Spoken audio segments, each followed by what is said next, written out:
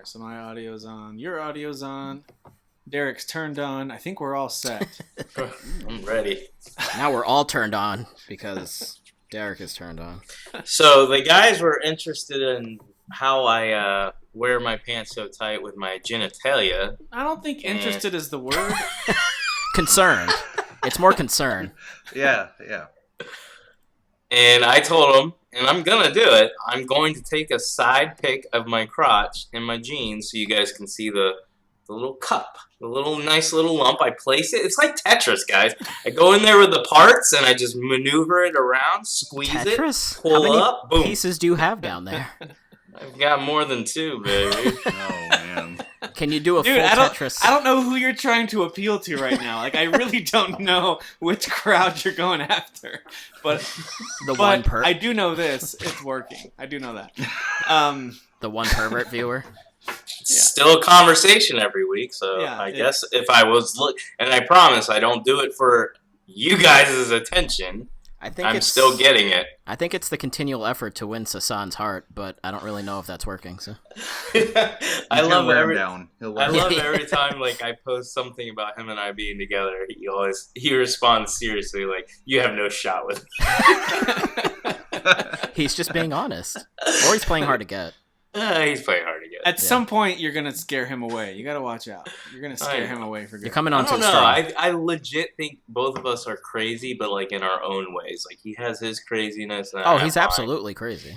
Yeah. He's nuts. No, that doesn't take away from that. I'm just saying you're gonna push him away, and I'm sad for you thinking of that. Hashtag sad. The day he blocks me is the day I'm dead. This is a sad day. I really do think that would break your heart. Who is your daddy? I am your father. You fathers will understand. My father taught me many things. I got an idea. How about you all sit there quietly while I make dad noises?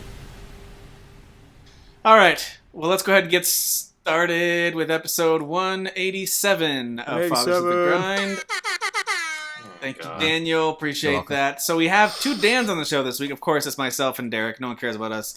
We've got Daniel, our recent addition, Daniel Freitas, joined the crew earlier this year. And for the most part, the feedback has been awful. So I'm really excited about that. I'm glad I can provide the awfulness. I think it's just Crank Flark or whatever. Yeah, no, the feedback has been good. I'm just kidding. The feedback's been good. No, I mean, we Crank also have Flark another Dan who's joined us for this week, and that's Dan Phillips. Dan, welcome. Hey, guys. Glad you could join us, my friend. And by the way, Dan's been on the show before, but this looks like his like way skinnier, hotter, younger brother. This is like the before. All right, we've only had the after on the show. Yes, this is true. So this is me about 10 years ago. So. Yeah, there you go. What's Dan, the update? I think the last traveler. time you were on the show, you were down like 40 or 50 pounds, maybe more. Yep. I don't know. What are you now? Yeah, I am down 60 pounds altogether. Nice. Right where I want to be, and hanging tough there. I'm not quite as chiseled as Derek, but but feeling good.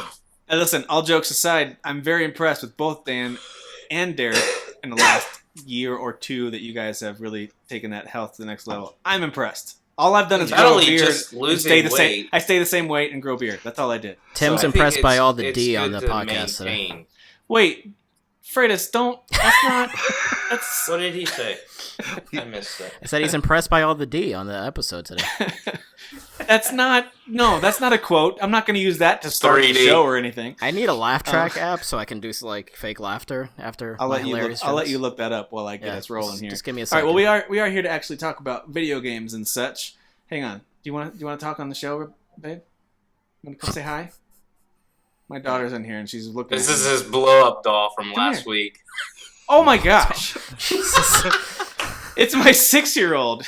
Kids in their you monster. Hello. Hi. Say hi. Oh, she's actually real. He paid a lot of money. That's awesome. Yeah. Does she have any input on any video games that she's been playing? Yeah. What video games have you been playing? Have you been playing any games when it's screen time? What do you normally do at screen time? Netflix. Just Netflix. Netflix. Okay. Yeah. Any cool shows? Tell the kids her are watching? that her pink glasses. They are like your pink glasses rad. a lot. Her glasses are awesome. It's very I hip. think your glasses are awesome. And everybody in this room knows that I would 100% wear those. You definitely would wear those. Yeah, you you would would look rock them, amazing too. in them. Hey, Coincidentally, we're all definitely. wearing glasses. give everyone one quick Yeah, it's show a that sad you watch on world we live Netflix. That's really good. And then, yeah, what's one show that you like on Netflix? What's that dragon one that you guys been watching? Dragon Prince or something like that? Is that what it's called? Don't be shy like She's like, I just like the dragons. Dragon Rescuers? Is that what it is? Okay. There you go. Dragon There you go. Rescuers. There's your She Netflix highly recommendation. recommends For it. those of you who have not yet jumped the ship for Disney Plus. There you go. There you go. Okay. All right. Good night, baby. Love you. I'll be in there in a little bit, okay? All right. There's your Netflix recommendation from...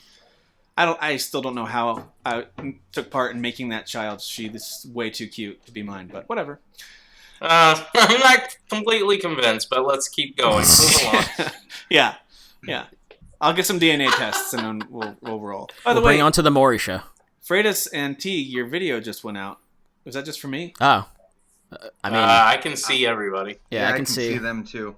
Yeah. That's so weird. Uh-oh. Skype is messing with me. I'm just going to do heart reaction. Oh, you know what? I wonder if... I see the heart reaction. I wonder if... Like maybe my internet speed goes up and down. Maybe it'll like take out video briefly while it's because I can still see. Perhaps. I can still see Dan. He's got that powerful Canadian internet. So Sure. Yep, it's very good in the Great White North. You got that mountainous internet, Tim? but I do. I guess. Apparently, Dan Phillips loves it when you call him Canadian. So keep doing it, Yes, everybody. nope, very much so. Well, he did just lie to me a second ago. He said, I'm Canadian. I was like, are you? And he's like, no. Well, I was Gotcha. telling him how cold it is up here in Canada. You know? Yeah. It gets a little chilly this time of year. Yeah. I've got very weird rules. I feel like the Dakotas, Montana, they can all just be part of Canada. I don't care. But they're like, what about Aren't like, they Massachusetts literally and, right and next New to York? I'm like, no, Colorado, we though? need New England. We got to keep New England. But Yeah, I was they going to can- say, it's pretty freezing here right now. Yeah, but there's people there. So, all right. Dude, it's Stupid freezing people. down here. I'm telling you. Shut up. Oh, Florida. I Stop. almost don't bought wanna a hear it, sweater today. Get out of here with Florida. But There's it probably was like too 3 baggy. alligators outside your house right Oh now. my gosh. All right, so guys, I listened to the episode last week that I wasn't able to make it on, where I made up pretend friends, so I didn't have to talk to you guys. So you admit it. Blow Up Doll and him went out on a date. Yeah, it was a good date. I'll tell you about it later. I'll tell you about it off air. But I listened to your conversation about Death Stranding. I was briefly interested, and then the more I kind of read and saw reactions from it this week, I've decided I'm not You're going never- to play this game. I'm just not going to play Ever. it. Like Ever. ever. It looks awful. It looks really bad. What if it's like, because at some point, like for instance, we were actually, because we were talking about that game for so long, we ended up talking about Metal Gear Solid 5 for a little bit. And Dan, it is $10 right now on the PlayStation Store. The Metal definitive Gear? edition. Yeah, not you, the other Oh, Dan. I was gonna need say to I call him got Daniel. Metal Gear on Xbox and PlayStation. I'm good. Daniel, it's $10. Go rebuy it. Because I don't think he owns it anymore. But anyways, so It was on PlayStation Plus, you dolt. no, it wasn't. Shut It up. was. I just checked the other day. I'm going to punch Your you mom. so hard. I'm going to punch you so Okay. hard. So, Tim, the point I'm trying to make, you piece of crap, is at some point, Death Stranding is going to drop to $5, $10. Oh my gosh, $5 to $10. What was that? You I was wouldn't booing it. invest. You wouldn't invest in it at that point and give it at least a shot. Like, are you not intrigued by the? Do I need to read Sean Messler's post? No, you Like don't. to hype you? No. You I said can't you believe weren't how gonna. much he likes you, that game. you said you weren't gonna talk about him in this episode. You can bleep out the mess part. So, Dan, do you not like Metal Gear, or do you just not care about the Get, fifth get one? out of my clothes. Do Hold I on, not care kidding. about what? Metal Gear 5 specifically, or the series, or? No, I've played Metal Gear Solid 5. It's probably one of my favorite games. Oh, okay. Yeah. No. I like that game. I haven't played a lot of the series though, to be honest. Just a Oh, little okay. bit of Metal Gear Solid and a little bit of 4. But yeah. 5 is really all you need to play. Yeah, I thought 5 was amazing. Yeah. So I loved it. Five's fantastic. All right. Well, 2 anyway, is all that still to the say, best. I listened to your conversation. To your guys' credit, you actually got me thinking. This sounds somewhat interesting. It's kind of unique, maybe, but then just nothing to do with you two. Just listening to other conversations and reading other things about it, and I think watching a lot of little clips. People would put up little GIFs or little video clips of them playing it. It just doesn't look fun. It looks like a AAA game that's incredibly, incredibly, incredibly niche. It looks so tedious. Like I'm not interested in tedious now. It's an indie AAA game. Yeah. So anyway, all that to say, have not been playing that. Won't play it unless it comes to PS Plus or if Derek decides to buy a digital version I will. I'll probably sell my hard copy and then like trade it in or whatever, and then buy it back when it's like $10 or $15 digitally. Well, there you go. And it probably will be before too long. Or just buy it on the PS5 when it's like a launch remastered game. I'm sure. But the only stuff that I've really been playing is I've been playing a lot more Call of Duty multiplayer and just really enjoying that. I think hardcore mode is really my mode, but we could talk more about that some other time because I want to spend most of our time talking about the other game I've been playing, and that's Star Wars Jedi Fallen Order. But before we get to it, I want to hear if there's anything else you guys have been playing that is not Death Stranding, since you talked about that last week, or Jedi. So I do want to ask Daniel. I'm going to call him Daniel. I'll call the other one Dan. Just call Daniel. me Freitas if you want, and actually pronounce it correctly. How about shut up? You stupid jerk.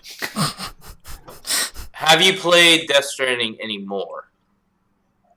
See, I don't know which one you're talking about. Oh my god, Daniel! You piece of shit. Yeah, I was playing earlier today. I'm still on chapter 3 because I'm actually kind of I'm lingering around that kind of beginning area there, and I'm doing a lot of like building out the road and building some bridges. Has your feelings towards the game changed at all? That's all I want to know. You don't need to talk about it forever. Get to the point. Well, so because I haven't hit really any new story stuff except for that first boss fight. Because then you go to chapter 3 and then you kind of go to this open green area and there's a lot of rocks. So I've been doing like a lot of gameplay, and I'm still, I still do like it. I mean, Tim is right. It does look tedious. It does feel tedious, but like for some reason, and I just really truly can't explain. It's something that when you're playing it and you're experiencing it in the moment, you're just okay with it or not okay with it, and I'm just okay with it. Kojima magic, man. Hey, by the way, I will say, just because something's tedious doesn't mean it can't be enjoyable. Or like Daniel, you were describing last week, how it's almost calming because you get into a rhythm. Yeah.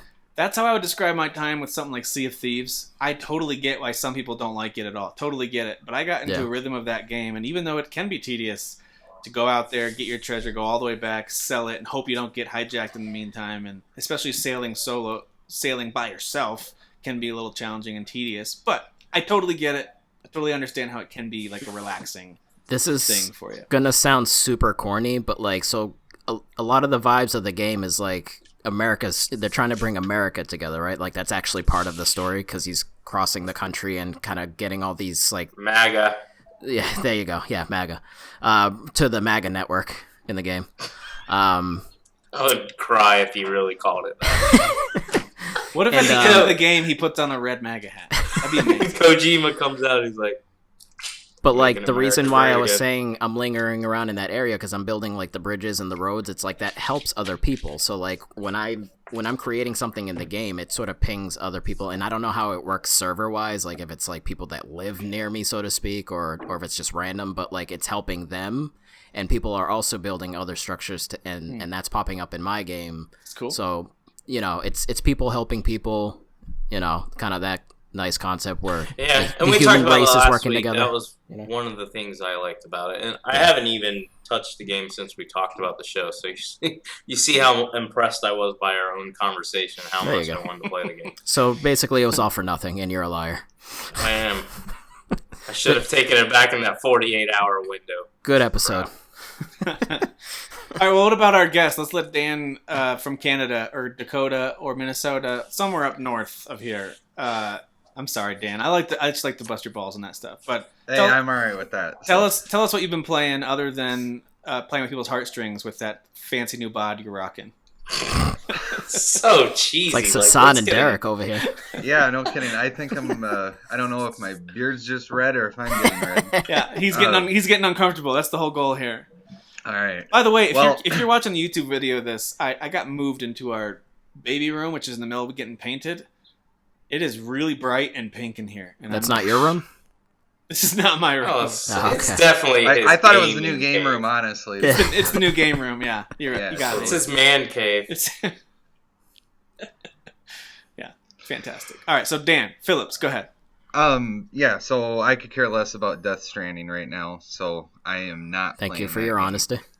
I'll definitely probably pick it up, when it's $20 or less, or PlayStation Plus game, but it's just nothing that really interests me. Seems like it has some cool stuff, but maybe not so much my style.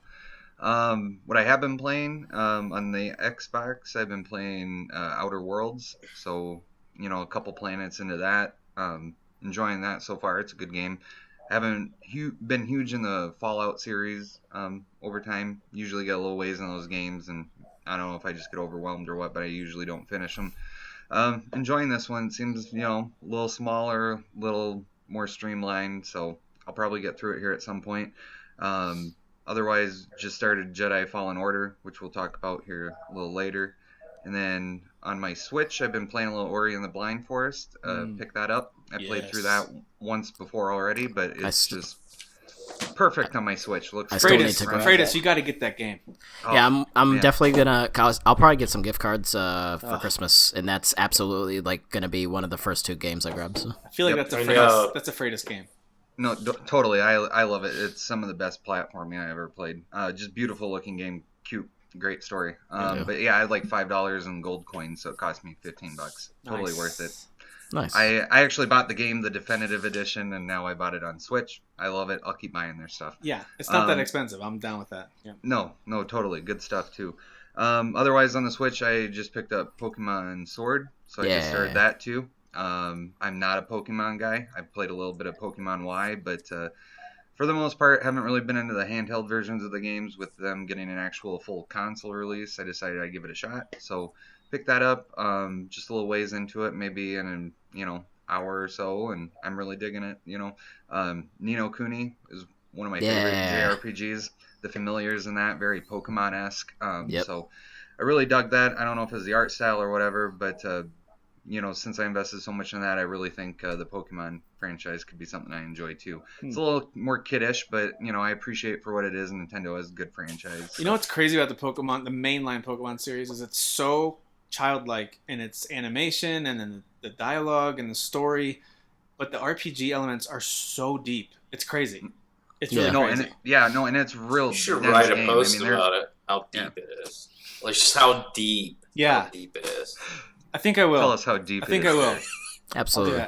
Derek, thank you for thank you for helping me get to that intersection of brave and stunning. I've been trying to find my way there, and you Timefall. Timefall is rain, so it's falling. And when it touches you, it forwards time, so it's time falling. Yeah, keep going. It's just so. Just keep explaining it. No, you're not done. Keep deep, going. Like so as deep. I was playing the game, head exploded. Please explain more. Please explain more. Time falling. Yeah. What is a BB? What is a BB? Oh boy! All right, so Dan, you've played a little bit of Pokemon. Does it look good on the Switch? How's it running? I think it runs fine. The resolution's a little lower. It's probably not hitting that 720, and I've been just playing it in handheld. It's probably a little sub that, but I mean, it looks great on the small screen. It runs very well. It's smooth. So fluid. I'm enjoying it. It's a nice, colorful art style. I believe it's the first mainline Pokemon game to be on what is technically a full console. Yeah, it is. Not a I think so, yeah. Yeah, yep, I was going to say there's been the ones where it's sort of just like kind of you battle, because there was the ones on 64 where you could actually transfer your Game Boy. Pokemon Stadium was really awesome. Yeah, but the actual Pokemon RPG full-fledged. Same thing with Fire Emblem. Yeah. This is the first time Fire Emblem was on GameCube. Fire Emblem was on GameCube and on Wii, actually. And Wii, too, yeah. It was a great Wii version. Yep. That's right. Super rare, very hard to find. That's an expensive Have you made it to the wild area yet, Dan? Yes. Okay. Yep.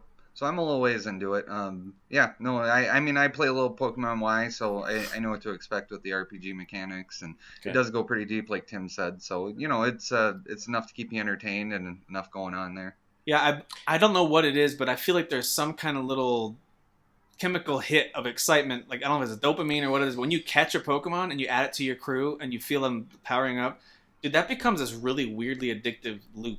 And dopamine is the right word, Tim. Thank you. Is it dopamine? I love it. Thank you. Yeah. I really do. Like, I remember feeling that when I was, 16 or 15 when the first Red and Blue came out, and that was a unique experience. Like, wow, I'm actually capturing these little monsters, and they're part of my battling team now. Like, there's something about that. And I think every mainline version has maintained that, although you can make the argument they haven't changed up enough. But every time I start a new Pokemon game, I get that same little rush of, I'm starting out, here's my first Pokemon, I'm capturing a few other ones, and I've got a team, and I'm leveling them up, and it just... Dude, those games just have something magic to them. I don't know what it is. It's specifically watching, like, a creature, like, because a lot of them, they'll start off kind of cutesy or kind of, like, tame looking, but then it's the evolution. It's them changing into something else, because it's like, you don't know what they look like, and you're like, what is it going to turn into? Is it going to turn into something super cool? Like, you're waiting. So, real quick story, I picked Bulbasaur at first. My very first playthrough. Unconventional. It was unconventional, but he was the first one that I picked. Because I thought he looked kind of cool, and I thought everyone's going to pick the red dragon, and no one's going to pick the turtle, so I'm going to go Squirtle all day. I'm going to go in the middle. Turns out that the evolution of Bulbasaur is way lamer than the other two.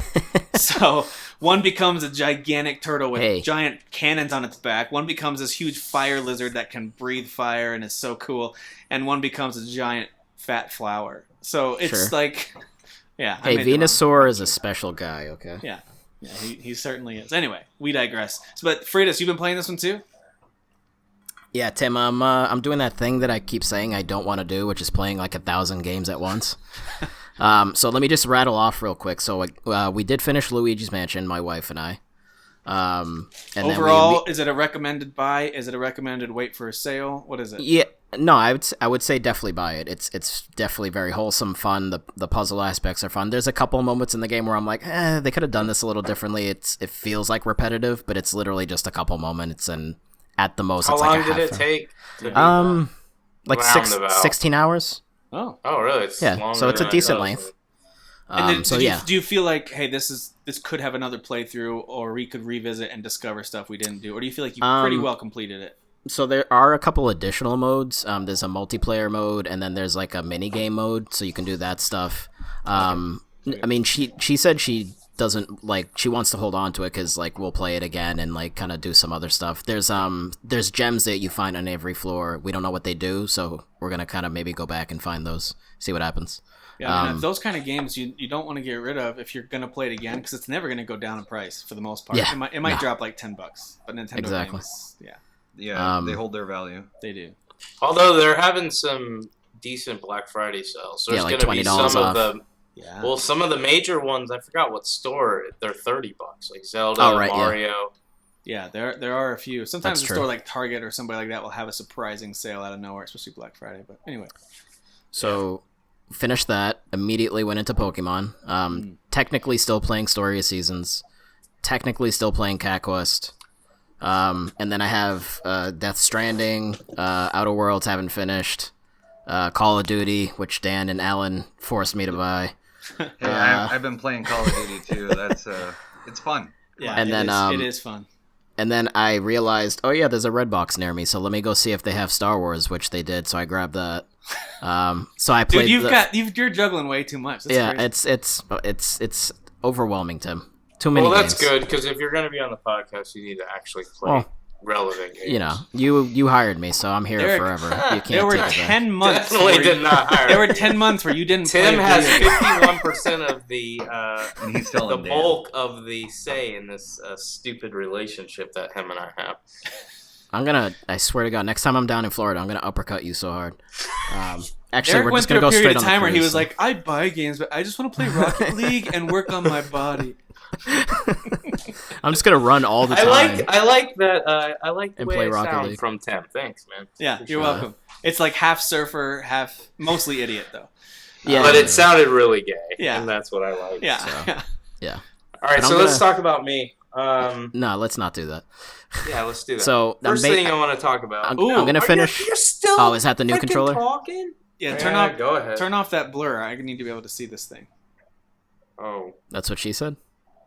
There, you can see it as long as you put it in my face. Yeah, that's pretty nice. Cool. I like the D-pad. I like that kind of like. Ooh, that is cool. Know, that design.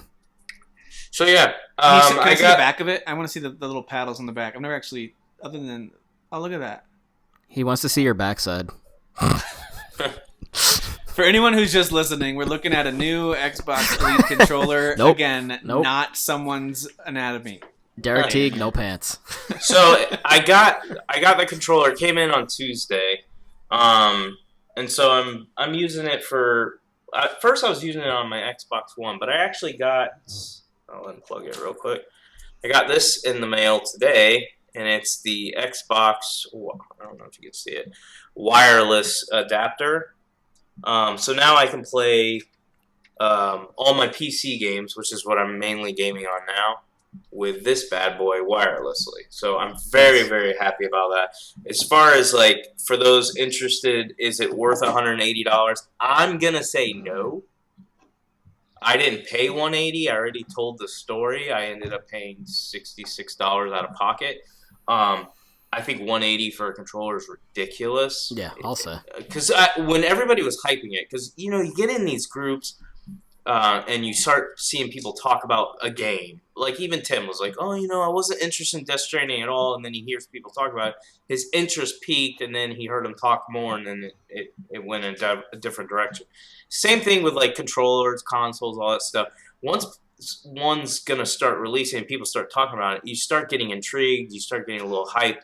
And so I was actually looking at the controller like before it was released, and I was like, "Do you want this?" Because I buy a lot of pre-owned controllers, and they work good for a little bit, and then after you play them for a while, you realize what was wrong with it, and that's why the person traded in that GameStop wasn't able to figure out. So there'll usually be like one button that's off. Oh yeah, but you don't realize it at the time when you first start using it.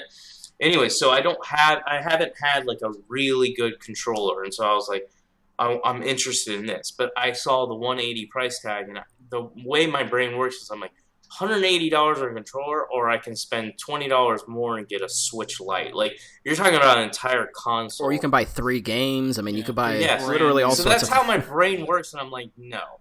But, so for $180, I'm saying no. But for cheaper, which you don't really get these discounted, to be honest with you. I got the Elite One, I think for $90, but it was pre-owned. It was at Best Buy.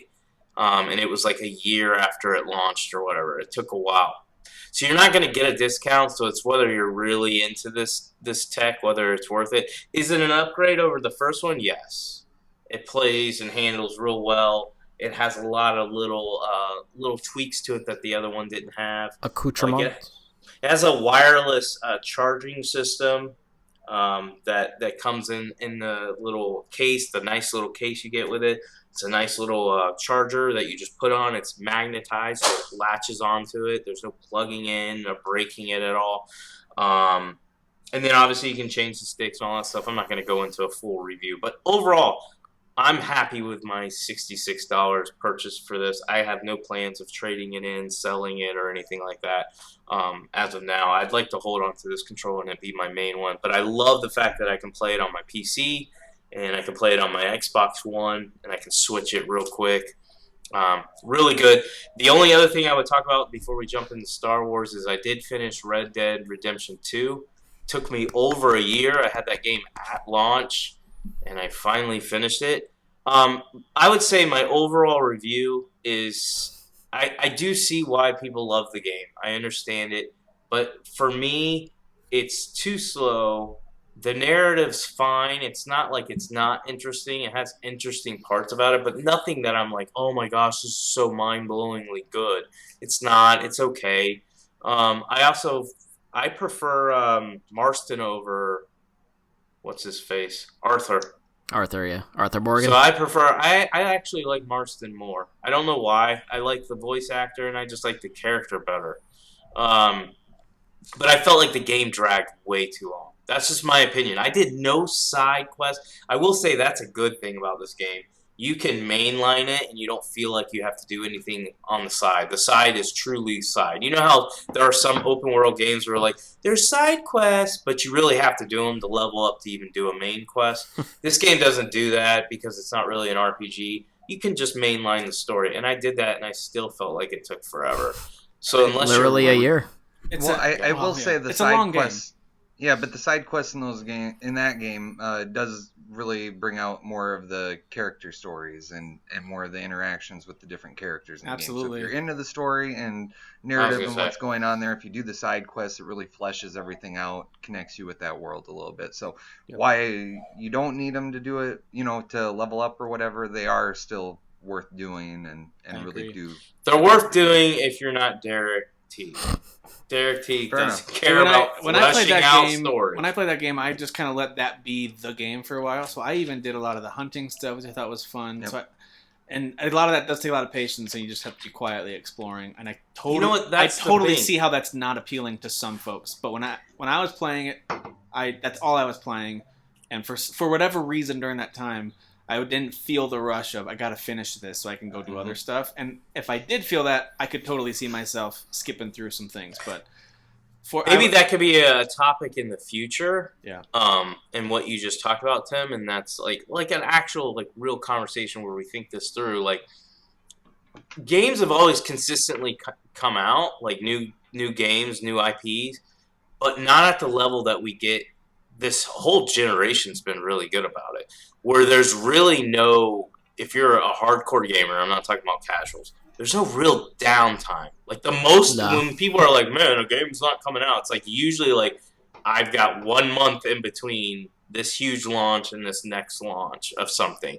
Most of the time, I have 2 or 3 games a month that I'm like, I'm getting that, I'm getting that, I'm getting that. So the point I was trying to make that we could probably do a whole topic on it and a show on it is, do you think that's taking away from games because there's so many games? For me, I'm just speaking personally, I have less patience with them. Like, I think a game that I probably would have loved and been sucked into the story, sucked into the world and stuff like that, maybe now I'm like, just get it over with so I can get to this game. Like, there's almost like a little bit of, not anxiety, that's dramatic, but like almost like this, like, I've got to get through the outer world so I can move on to Star Wars. I think anxiety is the right word. You're just thinking of it from like a medical perspective, and it's like, well, it's not quite that, but Yeah. But there's like this for me, there's like this voice in my head, like, you got to get through this game so you can get back to that game, or you got to get through this game so you can move forward to that game. And I'm always doing that. Well, it's also sometimes like you spent $60 on a game, and you're like, well, I need to get my $60 worth, but then you're like, but I also need to buy this other $60 game, and then it's like. So the answer is stop buying games, but then there's an excitement and a drug rush to buy. Of course. Game. So Derek, when you hear that little voice in your head that's telling you to keep playing, is it my voice? No, it's Hassan's voice. Shh. All right. Well, we need to get into some Star Wars chatter here. Let's talk Star Wars. You know what's interesting is when as we got closer and closer to Star Wars coming out, and I saw the trailers for it, it was impossible to ignore in the back of my mind EA's publishing this. Oh yeah. And, you couldn't stop thinking about, well, I remember Battlefront, and it's a beautiful game, and it's got some pretty fun multiplayer elements to it. But it gets old pretty fast. To me, it was never worth a full $60 purchase, either the first or second one. That doesn't mean I didn't think it was beautiful, and I thought it did some cool things to let you explore the Star Wars world in these multiplayer maps. But overall, not that exciting. And I'm not sure what EA's done with the Star Wars license that really got me pumped as a Star Wars fan. So as we got closer and closer to this, I saw a few of the trailers. I actually stopped watching trailers. I purposefully did all right, no more media for this game. I get it. Media blackout? I did kind of a media blackout. I wouldn't watch any more trailers, story trailers. I ignored it. Even impressions as they came out, I just kind of got a vibe that people were liking it, but I thought, yeah, but people also liked games that came out, and then the reviews were awful. So I'm just going to wait and see how this thing is. I already bought it, so I'm already in. And so this game comes out, and when I first fired it up, and I was just reminded in that moment, oh yeah, EA published this, but Respawn made this thing. Right. Yeah, it's all about who made it first. And Respawn it's a weird as a balance, developer, right? It is. It's just sometimes it's hard to shake that a little bit. So you think about EA and Activision and things like that, but you got to remember who's developing it. And so Respawn has made some games that I've really, really enjoyed. Most specifically, I would say Titanfall 2 was a really fun and well-made campaign, if not a little bit too brief, but really, really good single-player campaign. And they've done some awesome multiplayer stuff, Apex Legends and stuff like that. So, all that to say, right as I saw that opening moment of Respawn, I was like, all right, maybe this is going to be okay. So I fired it up. I saw the difficulty settings. You could start as story mode, Jedi Knight, Jedi Master, and I think Jedi Grandmaster. And right away, they give you very clear lines of, hey, if you just want the story, we're going to make this game super easy. If you want it to be pretty easy, but some challenge, there you go. If you want there to be a as we created it type of difficulty, which is the one I picked, here you go. And then, of course, there's the insane Grandmaster settings where they do insane damage and your window to parry and block encounter is very, very small. So they let you choose your difficulty right out of the gate. I actually had a brief comment back and forth with Jesse White about this in our group. And he was like, hey, weren't people freaking out about Sekiro back when that came out, about why there's not an easy mode for this? Yeah. And the difference, in my opinion, is all about the licensing. You've licensed one of the most popular IPs in the world in Star Wars. I see why the thought was, let's make it accessible to those who want it.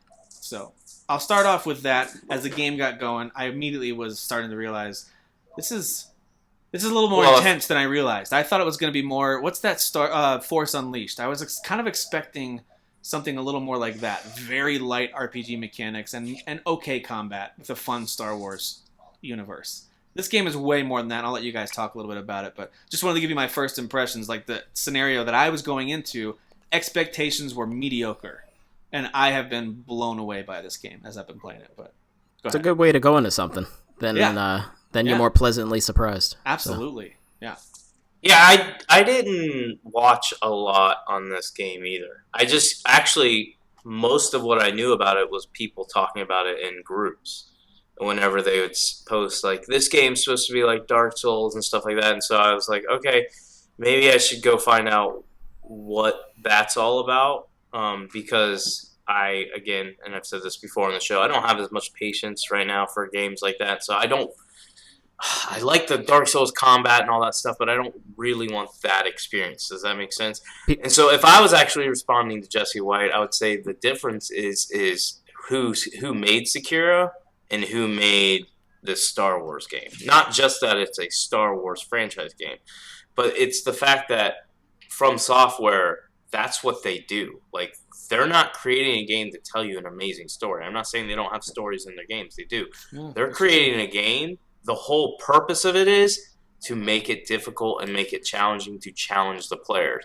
I don't think if you ask Respawn, hey, why are you making this game? They'd be like, well, the whole point is to, like, drive you guys nuts. No, the whole point is to tell an amazing Star Wars story, or that's their goal, while making the gameplay fun. And so they borrow and letting you explore. I feel like the Dark Souls, Bloodborne, Sekiro games, while there's explore elements to them, this one's got a little more of, all right, now go, here's your open area of this planet. There's a little more exploration involved. A lot of this, tons of secrets to find, things like that. That's what I was going to say. Sekiro did have some of that, though. Yeah, but it's different. Like, I want to say this. Yeah. I didn't know much about this game. Going into it, I don't feel like I'm playing a Star Wars game, even though it's obvious I'm playing a Star Wars game. So what I mean by that is, I think, without even having any expectations, still expecting something different than what I'm actually playing. But what I'm playing is super fun. Yeah. There are some things that I, wish it was. Like, I kind of feel like it has too much, almost like, this is going to sound stupid, but like the level designs feel like I'm playing like a platformer. Not the level designs. I thought of this an today. Open area. It's interesting you said that. Game. Today as I was playing it, I thought, oh, this reminds me a lot of the new Tomb Raider games. Like some of the level design and some of the tomb types, they're actually tombs that you go into and explore. I felt like a lot of the, and in some cases, some Uncharted stuff too. There's clearly, in my opinion, I feel like there's clearly inspiration from both of those franchises. It's a good thing to take something definitely. from. I mean, it totally takes the traversal and exploration, I think, from those games. Yeah. All right, so Dan. So I wasn't expecting Dan Phillips, that. I want to hear about your take on it so far, because I saw you post and you said this is a Dan game. So what do you mean by that? And as a big Dark Souls fan, as a betrayer of Tim in our rankings a little I'm while never back. gonna let. What was it? 2018? That was or no 20. No, that was 2016. way. Dude, God. I will never forget it. Okay, that wounded my heart, but that's okay. Hashtag never forget. But so anyway, I know you're a Dark Souls guy, and so I'm curious to hear your take on this. And I know you're a Star Wars fan too. Like you've got Disney Plus and watched The Mandalorian, right? So you're like you're right in there with Star Wars. So what was your expectation, and is it delivering? Okay. Well, I went into it with very low expectations. I didn't know what we were going to expect. Not that I didn't have faith in Respawn, but it was being made by EA. They haven't had a great track record right now, and I didn't really know what a Respawn third-person action adventure game would feel like. So, their bread and butter has been first-person shooters, which are fantastic, but I just didn't know how it would translate. Worked very well for Guerrilla when they went from Killzone to Horizon. But that's a good comparison. Interesting. Yep. I didn't think about that. So yeah, I knew it was possible. I mean, just because it wasn't a type of game they'd made, I didn't think they couldn't live up to it because they make really good games. But I didn't really know what to expect. A lot what I started hearing about this game, the closer I got to release, like Derek said, just in groups and on websites, the type of exploration, traversal it had, and then it also had this challenging Souls-light combat. So it sounded perfect for me. Totally my kind of game. And then when I got into it and I first booted this game up,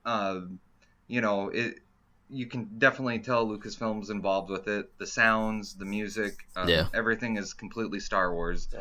So the game just feels, I felt right at home in that Star Wars universe just the second it booted up. Like, nope, this is authentic.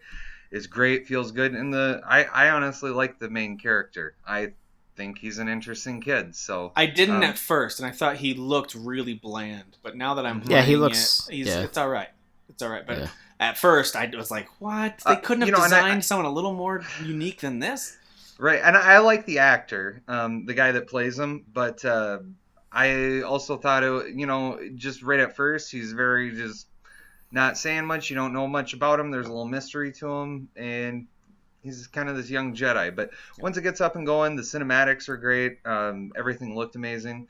And then right away, you're kind of off into this Tomb Raider type traversal. And I was just like, this is amazing. It's like playing Tomb Raider with lightsabers.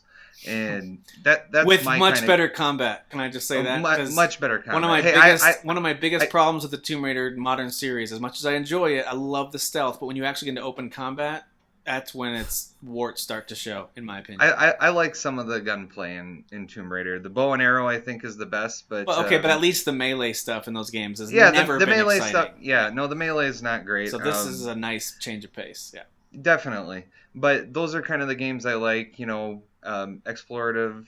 They have challenging combat to them, tombs, puzzles. Uncharted, Tomb Raider. I like all that stuff. So got into it and totally had that feel right away, and I loved it. I thought it felt great. The climbing, running around, exploring it. And when you get to your first big kind of area where you're going to find this guy, there's many different paths you can take. If you go down the wrong path, you're going to run into this enemy that's too high level for you. So it does have that exploration of Dark Souls to an extent, but it is much better as far as the traversal and stuff goes. But the combat, like Tim, I was reading the descriptions of it. The default setting did not sound like my skill level, so I bumped it up to the Jedi Master and right away got into combat. I think I died once or twice during that tutorial level. Not out of it being too challenging or anything, just messing around with mechanics and got hit one too many times. And it really, even on Jedi Master, which is the second hardest, you can die in about 2-3 hits from a standard enemy. It doesn't take a lot of hits at first, and you don't have a way to heal yourself when you first start the game. Right. So if you're going these long stretches, and if you die somewhere along it, then it kind of boots you back to the beginning. And it does have that classic Dark Souls mechanic where you die, and any XP or skill points that you haven't cashed in now disappear.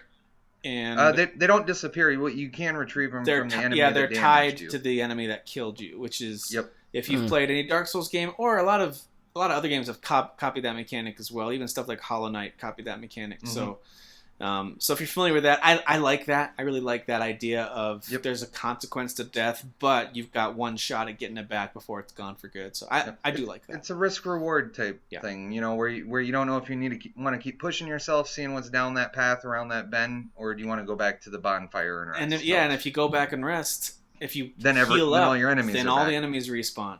So Yep. So I definitely enjoy that those types of mechanics in the Souls games and Bloodborne. I really enjoyed that, the difficulty in getting through those and getting from one bonfire to the other. Thing I can say here, the rest spots are a lot more frequent. They seem like they're a little more forgiving in that sense. They're not quite as scarce.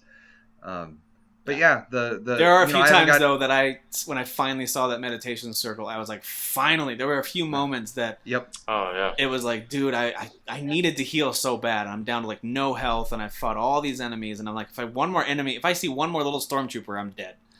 But yeah, thankfully. They show up at the right once time. I got rocking into it, the combat is so fluid, felt so good. To me, it feels like a very good cross between like The Witcher 3 and Dark Souls. Or between Sekiro and Witcher 3. You got those force powers and stuff, so you got a little bit of that magic to use, the parrying, deflecting, all that feels great. When you can time it and you're bouncing all these different enemies and juggling them, combat feels just amazing, and it's so much fun using a lightsaber. Agreed. And a lot of the boss fights are kind of fun.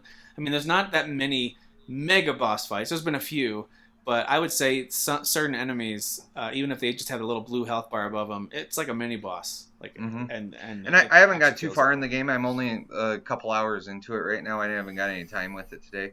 But I got to one kind of like big toad boss or whatever. I fought him. Yeah, once. he's like the first optional boss. Took me several tries to beat him because I had no way to heal yet. I hadn't discovered how to heal yet. Him. Yeah, so I eventually figured it out. But boy, it just kind of gave you that same little rush of finally a boss that was owning me. I finally took it down, and then you get to open the chest that's there. Yeah, just awesome. Yeah. And it's a Star Wars game. As somebody who plays like the Bloodborne and Dark Souls games and played them a lot, I feel like the combat's good, but I don't feel the smoothness that I feel from software games. Something feels like off. There are times where, and I think sometimes it's also level design, so it's a feel, but it's also level design. Because there were several times where there was like 2 or 3 troopers coming after me, and I'm stuck in like this little area.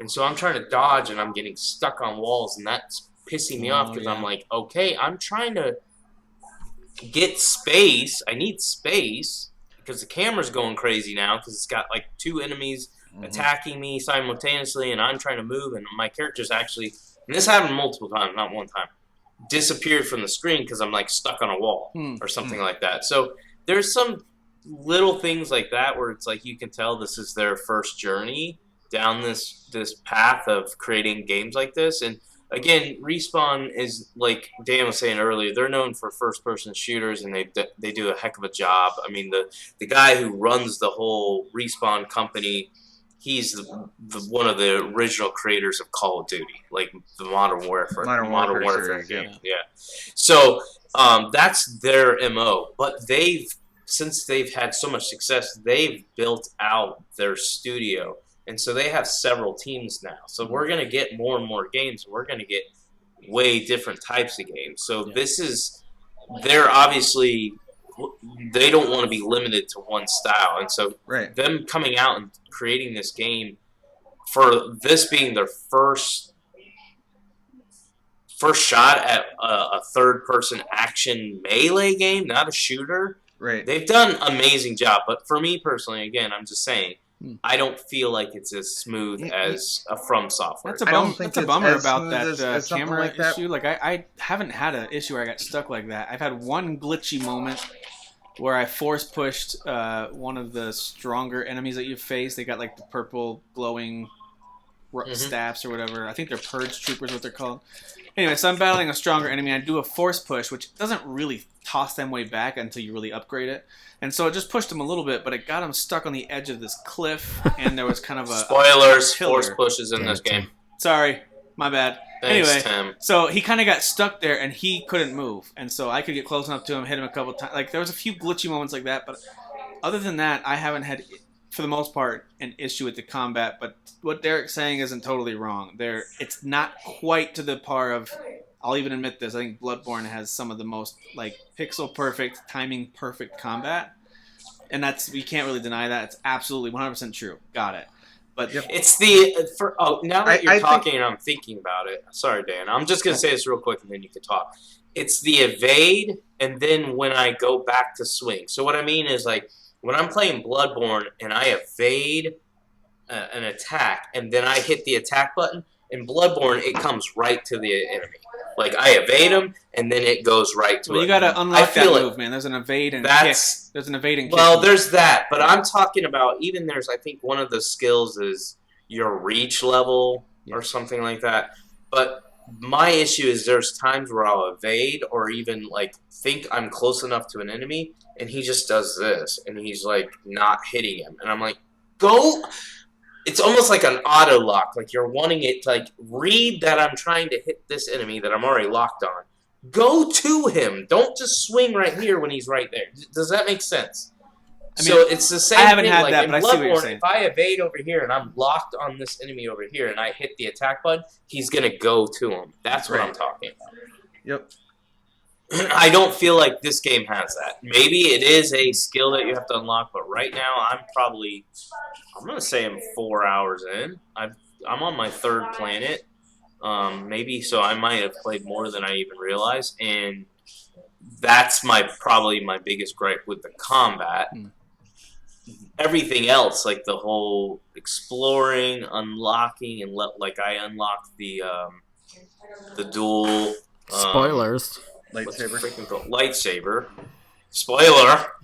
Darth Maul wannabe. My post got deleted in one group, and then I was in Unlocked, and another guy posted a picture just like I did, and all these people started freaking out. Thanks, man. Thanks for ruining it. Spoiler. And then a bunch of people came in. They're like, dude, this is in the trailer. Right. A, it's a Star Wars game, so you're stupid. And B, it's in the trailer. But anyway, so I unlocked that like early because I went to the planet. There's like an optional planet. It doesn't become optional later, but it's optional after you get done with the first planet. And so I went there and they even try to scare you away. The game tries to. Like the lady that's taking you places, she's like, ooh, this planet's, a lot of tough enemies there. You sure you want to go there? And I'm like, yeah, I'm going there. So I like all that. I like that you can go and get upgrades to your weapons, upgrades to your abilities, all that. That's cool. That's fun. I like that. My only thing is, and the combat gripe's not a big deal. My only thing is I don't like the levels. I don't like all the platforming. And I've been very consistent in that. I don't like that in Uncharted games and stuff like that. I don't like that it's like this very linear, like follow this path, then jump here, and then climb this. I don't like that. But that's about it. So what I was gonna say as far as the combat goes, that was kind of my The Witcher 3 reference. The combat's not as tight as it is in a Dark Souls type game. You don't, I don't know if it's a little bit just with the animations or the frames, but it takes a little bit of getting used to, like you said, closing the distance on an enemy, knowing when your strike's actually going to land. Yep. It took me a little bit of a learning curve to get it. I did remap a few of the buttons, so the light attack and heavy attack were the RB and right trigger. I use that, and then I'm just using the force moves with X and Y. There you go. So that made it feel a little bit more like Dark Souls to me, but it does have more of this Witcher-style combat to it to me, where you have to more play a little bit to the animations than you do this precision-type combat in a Souls game. But once I got accustomed to it and a feel for it, like I said, I was kind of dying a little bit here and there during the tutorial things, just kind of figuring things out. But once you get a feel for it, it's like with The Witcher 3 with me. Once I got playing that game for 3-4 hours, like, I really enjoyed the combat in it. It's not Dark Souls. It's not that good. And if you're an old curmudgeon and can't differentiate between Bloodborne combat and The Witcher 3 combat, you're just not going to enjoy those types of games. Listen, I will say this. I think not everyone is actually going to enjoy the combat in a game like Dark Souls or Bloodborne. They're not going to like that methodical, and although really, really amazing in terms of its hit detection and its parry timing and all that's great, Not everyone's going to enjoy that. A lot of people actually want something a little more loose, a little more fluid. Just let me mash on the buttons a little bit. And that's personal preference. You could objectively say it's not designed as fine-tuned. Okay, fair. But I think I love the Witcher 3 comparison, Dan. I didn't think about that. It does have more Witcher 3 than it does Dark Souls in terms of the actual feel.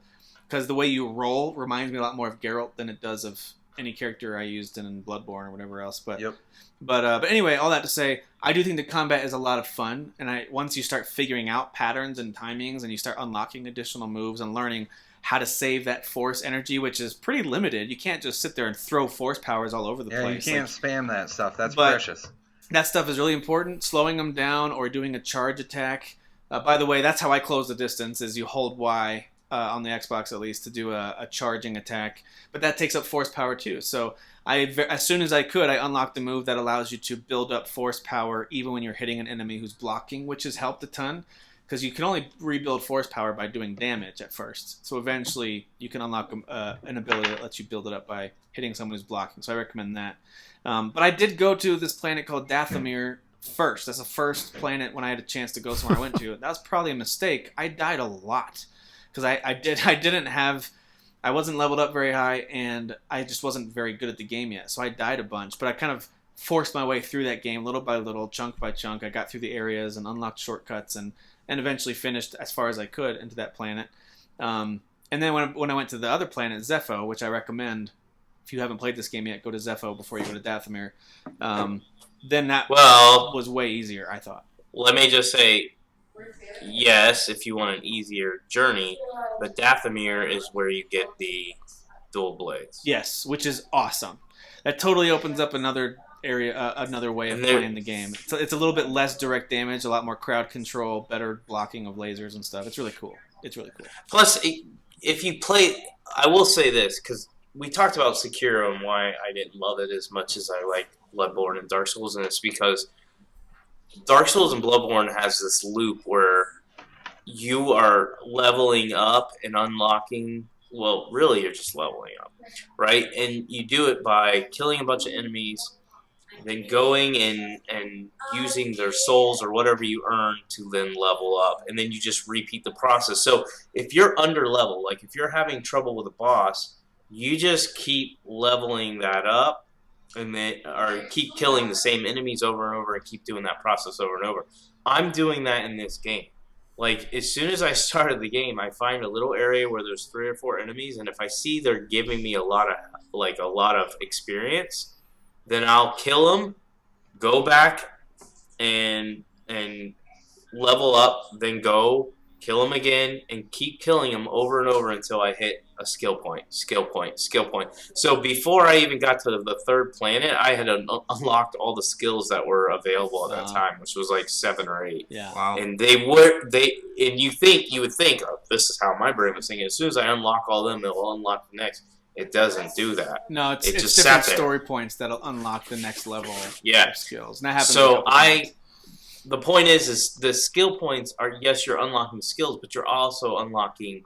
You can get more health. Yeah. You can get more force. You can get all that stuff actually helps you in combat. So if you are getting stuck, if you are having trouble, I guess what I'm trying to say is play it like you would play a Dark Souls or a Bloodborne, not Sekiro, but where you can just sit there and find a little area where you're good at fighting these guys and they're giving you a lot of experience. Do that over and over and over until you get enough skill points to unlock skills that are going to help you advance in the game. That's good. That's good advice, especially for someone who hasn't played a ton of Dark Souls. That's a good call. And also, if your little robot buddy wants to scan something, let him do it. You get a big chunk of XP every time you scan something. So XP is everything. So explore and scan. Yeah, let him scan this stuff. And I will say this: when somebody said there was a lot of I watched a review and they were talking about there's a lot of scanning in the game. I immediately hold on, let me explain what I mean by that. Like, they say you scan a lot in the game, and I'm like, ugh, I hate scanning in games. Because you usually have to stop and do, left trigger, and then move the camera around, and then it, will read something. I didn't realize what they meant. It's this little bot on your back. You just hit down, and he scans it. Right. It doesn't impact you at all. Nope. It doesn't take It's not any like time. No Man's Sky where you have to be focused on the thing and aim at it. Yeah, that's what I'm saying. That's why I wanted to bring it up. That was one of the things that I was hearing in the reviews. I was like, oh, I'm not going to like all that scanning bull crap. Yeah. Because you had to do it in Mass Effect Andromeda.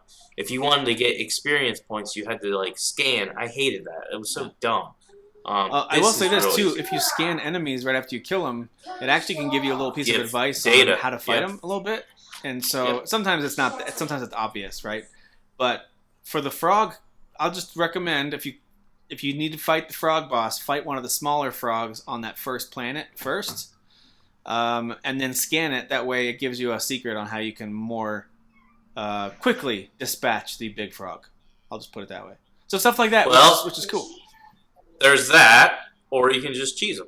Or he's really actually easy to cheese because he can't go through the little cave entrance. So you just go in, you draw him to the cave entrance, you hit him, and then back through the cave, and then he walks away, and you hit him like multiple times. I have never respected you less.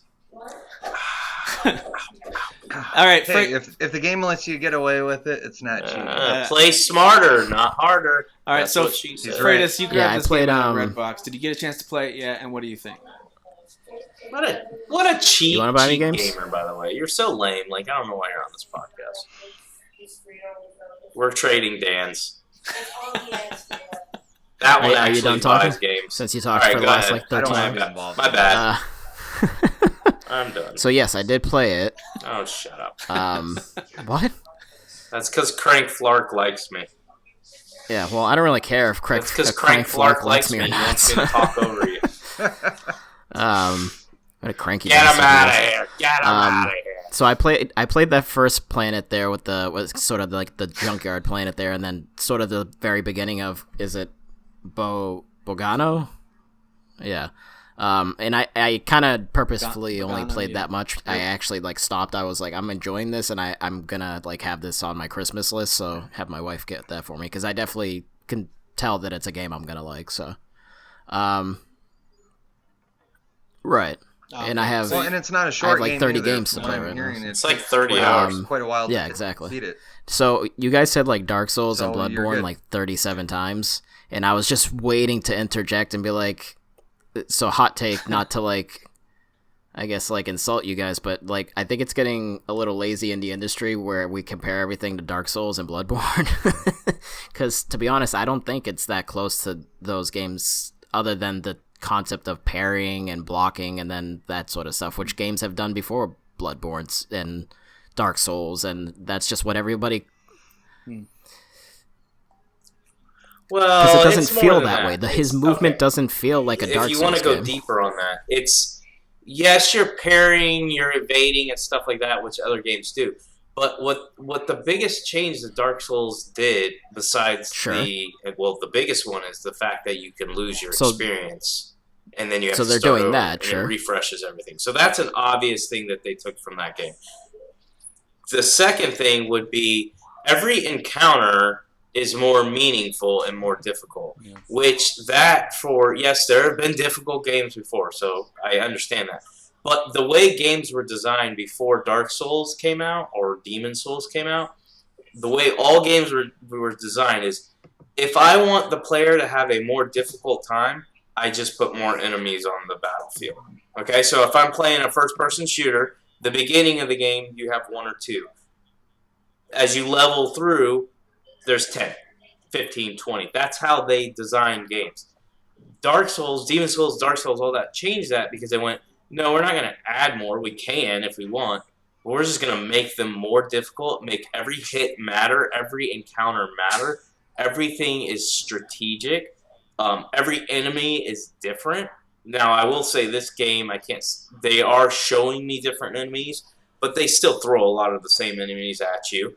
But you have to learn everything for that enemy. And that was even what Tim was talking about. As you beat them and you scan them, it gives you data. So when you face them again, it actually helps you. So all that stuff to me, it's more than just, you can But isn't that the main comparison that people are trying to make? Is the combat? They're like, it's a Souls game because of the combat. Well, I mean, sure. I think it's what I just talked about. I think it's the difficulty, it's the losing experience, It's the fact like that a bonfire. you have to meditate in certain areas to basically like a checkpoint. Yeah. So it's all those things where they've clearly gone. Dark Souls did it really good. We're gonna throw it in our game, which I'm totally That's okay. why I call it like a Dark Souls light. You know, I mean, it's not, definitely light. You know, it takes some things of that combat. It's a little bit more arcadey, but I mean, this isn't Star Wars Force Unleashed. You know, this is a little bit more in the direction of Dark Souls. So yeah, there you go. Thank you. I was gonna say Devil May Cry. Like Devil May Cry 5. There's strategy in that game. It's a slower Devil May Cry, but like slightly slower. Beat 'em upper. It's more of a beat 'em. Mm-hmm. It's more strategic. You know, it's interesting that the Souls-like game that I got the most familiar feelings about it while playing it was Ashen, which is one of the lesser-known, kind of smaller Souls-like games. Ashen's definitely like a light version. Yeah, so I compare it to something like Ashen, where it takes pieces of it. But the combat doesn't feel exactly the same, but it's close. It's actually as far as feel, it actually feels a lot like Ashen. So here's the real test, though, is you give the controller to your 8-year-old son who loves video games and loves Star Wars, and he wanted to try it. He watched me play several levels, so I let him start a game and go through the tutorial, and he breezed through it. Now, to be fair, he's playing on that Jedi Knight level, where it's not quite as difficult as kind of their standard hard mode or whatever it is. But he was able to breeze through most enemies in the first level, and even building into that first planet, the brighter, colorful planet, just by kind of mashing the buttons and jumping around, and he learned how to block, and he was able to kind of breeze through it. And then as they started to introduce more difficult enemies, and now you've got ranged enemies and melee enemies hitting you at the same time, then he was starting to hit that difficulty spike of, oh boy, this is a little tougher now. I have to like plan out and strategize. So I don't think it's got that brick wall of the beginning of it as a game like Bloodborne and Dark Souls. The difficulty level is not that high unless you set the difficulty that high. But I do think there are moments as I was fighting bosses, as I'm fighting enemies, I got that same feeling as when I was trying to strategically kite around the room in Bloodborne, or I haven't played a ton of Dark Souls, or in Sekiro, or in Ashen. I got similar feelings from my experiences with those three games. It's not exactly the same, but boy, is it similar, in my opinion. But it definitely takes a lot. But I understand what Daniel's saying. Like, as far as almost every game. I'm sorry, who said what? Control, who said people that? are like, Control is Dark Souls Jesus with guns. Christ. No, it's not. It's ridiculous. Well, that's what I'm saying. That's the point I'm trying to make. Like, everything that's just difficult now is Dark Souls. This is Dark Souls because it's hard. It's like, no, it's not, you idiot. Like, can you not feel the movement of the character? It's not the same at all. Like, maybe the approach is somewhat similar, but it's just when people say it, I swear it's pretty much them just saying, this is Dark Souls because it's hard. It's like there's been so many hard games over the years, even before Dark Souls, so it's like, stop calling everything Dark Souls.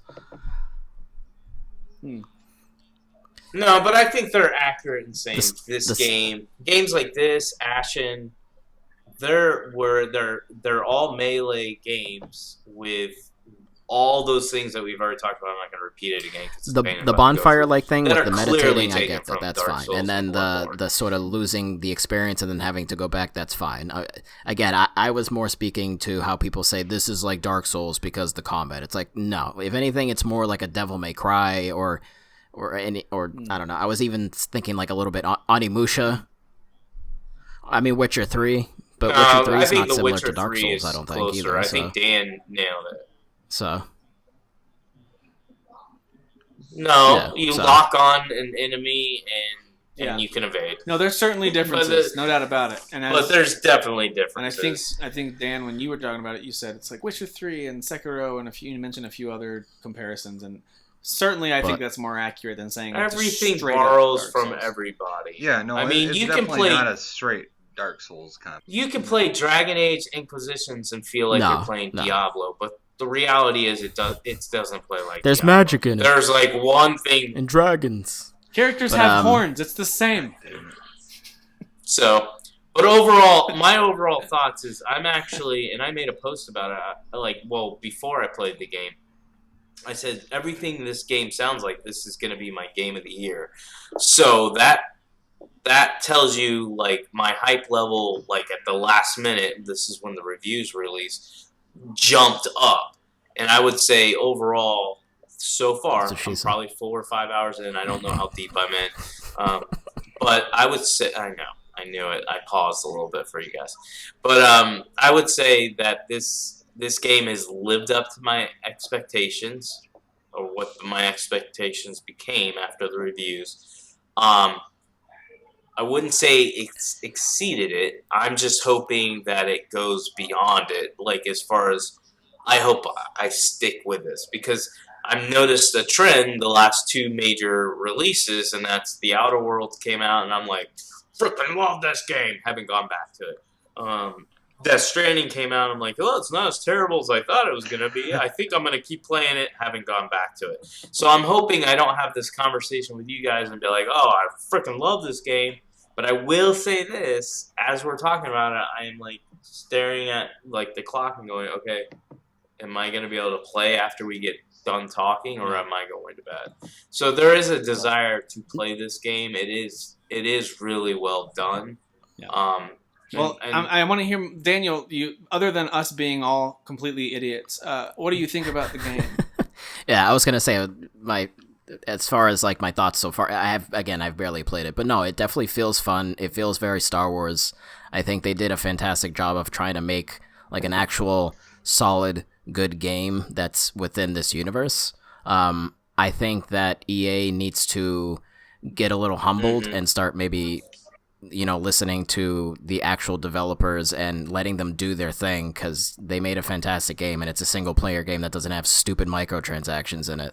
So just let the, if the developers do want to add that kind of stuff in, I mean, obviously people hate them, but like maybe just let the developers, which for the most part I would think they wouldn't want to put those in, do their thing, make the good game that they want to make. Yeah, I just, I think they definitely did a good job, and I think the Horizon comparison from Killzone was pretty solid, because yeah, it's first person and third person action game is very different, and it's definitely a decent jump over. So, and the music's obviously very Star Wars, very good. Although whoever they had do the score on this, I mean, they nailed it. It sounds exactly Star Wars. The other thing was just me being more of a wise guy of like, let's stop calling everything Dark Souls. But the combat is good and it is fun, but like there's something kind of off about like his animation. Like it feels good. I don't know, but if it's just me, but like it almost, I don't know how to. No, it feels like The Witcher. No, it feels a little but I'm more saying like it's almost cartoony, right? No, I'm saying he looks like almost like Gumby. It's almost like Gumby with a lightsaber. Like he's very. Well, yeah, it's a very cartoonish looking game, even on PC, and I am going to do the comparison because I've said this before. When I play a game on Xbox One X, it looks good. I'm not saying it doesn't look good. But there are certain games, Anthem did this, Jedi did this, where it's like it looks good, but there's like almost a cartoony-ish to it, like the coloring, the lighting, all of it's very cartoonish. But I'm not even talking about the visuals. I mean like the way he animates when he's swinging the lightsaber. Like it feels like I don't know. Gumby just popped into my head because that just like makes the most sense to me in the moment. Like there's just something weird about like the way his limbs are moving when he's kind of swinging the lightsaber. Like it feels good, but it just looks a little odd sometimes. The way his body's sort of contorting. Even just like when he's walking, he looks a little weird. Like I don't know. It's hard to explain, but yeah.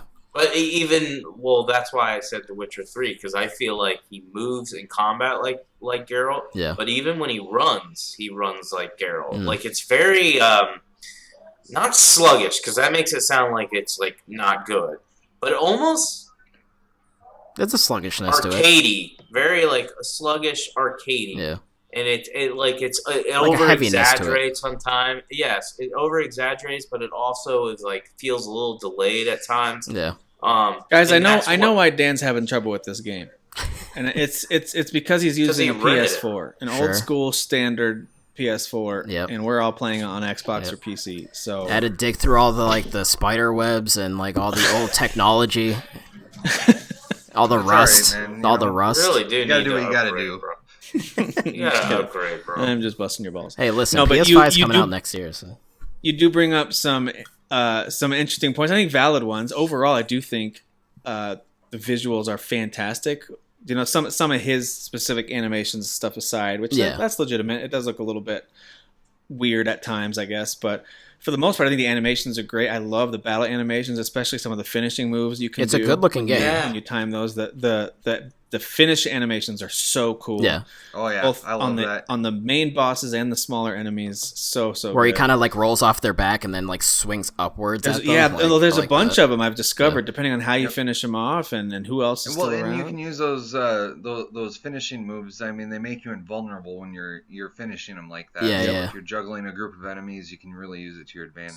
Yep. And and there's if you do something perfectly, I don't know, like a timing of something, you actually let's say you have zero, like you're barely having health perfectly. Yeah, if you parry it or something and then you finish them, it'll tell you like you have received full health and full force. Your meter's filled up. That's pretty nice. And I've done it multiple times, and it's pretty cool. Like because there was one time where I had no health packs anymore, or whatever they're called, and I had like a half a bar, and I did this finisher and everything, and it leveled it all the way up to I had 3 packs, and my health was full, and my force was full. I was like, well, I'm not going to struggle in this area right now because I'm going to kill these guys in about 2 seconds. Yep. And so I do think, visually it's going to be hard to top this game. It's probably between this and Call of Duty, as for all the games I've played this year, in terms of, I'm so impressed by the level of detail. Like Dan Freitas, I think you were talking, no, maybe it was Dan Phillips, you were talking about when the game fired up,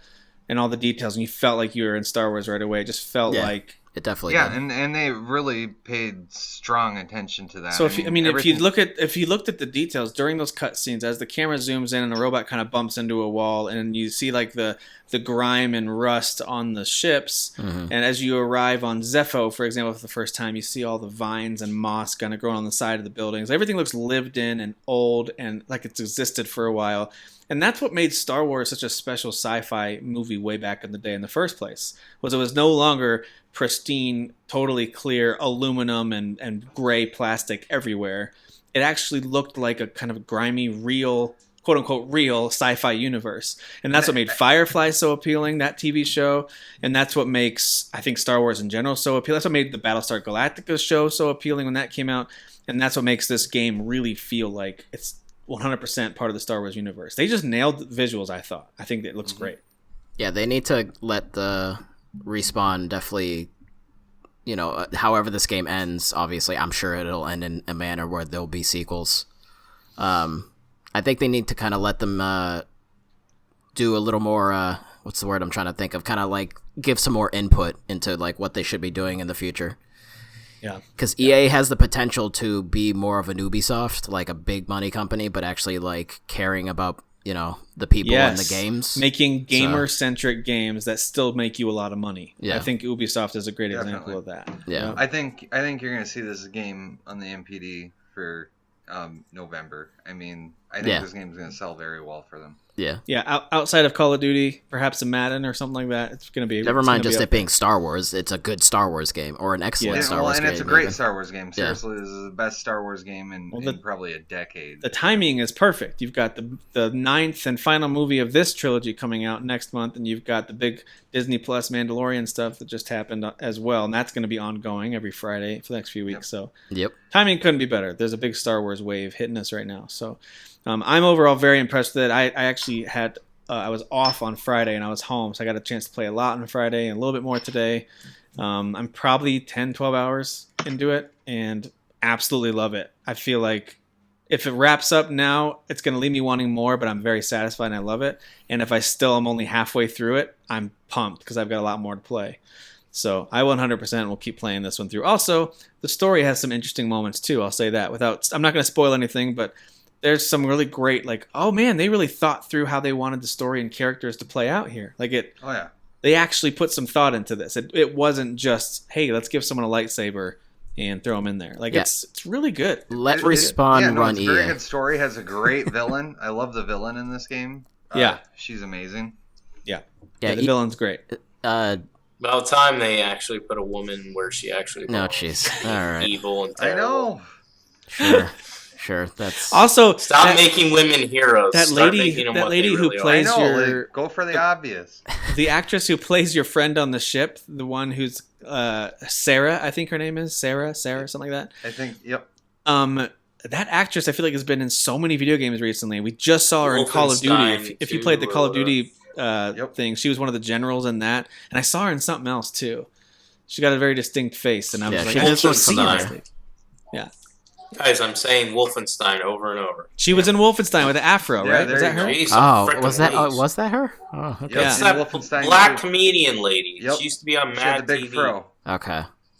Yeah, she's good. She does really good motion No, capture and really voice performances. She's great. It's just you start to recognize faces after a while. Anyway, all that to say, I love this game. It sounds like for the most part, everyone else that's talking enjoys parts of the everything game. that I nitpicked was like nitpicking. It's like little bull crap. Like I don't care. I mean, other than you guys being dumb and just calling everything Dark Souls, it's a good game. So yeah. Hey guys, I was playing Rocket League, aka Bloodborne, and doing those air dribbles is super hard, I started meditating and leveling up my car. When you're doing the air dribbles, right? That's super hard, so it's very Dark Souls, yeah. Absolutely. Absolutely. All right, well, we'll talk more about this as we get a chance to, whether it's Game of the Year stuff or over the next week or two as we keep playing it. But for right now, any thoughts as we get ready to see Google Stadia launch this week? Are you excited? Did you pre-order it? Or do you care at all? I'm logging off. Actually, I want to hear Dan Phillips' thoughts because I know he was either he already pre-ordered it or he was going to. Yep. Nope. Where are you at with this now? So I pre-ordered it August 1st. Did you? It's expected to ship this week. I think the 19th is the official launch of Google Stadia, if that's what they want to call it. I definitely see that there could possibly be a market for this tech and a consumer that this is built for. What they're pushing it as, I think there could possibly be better alternatives out there in the near future. But so the launch is happening this week. Just a few days ago, I think it was 10 days to launch. They put out their launch lineup finally.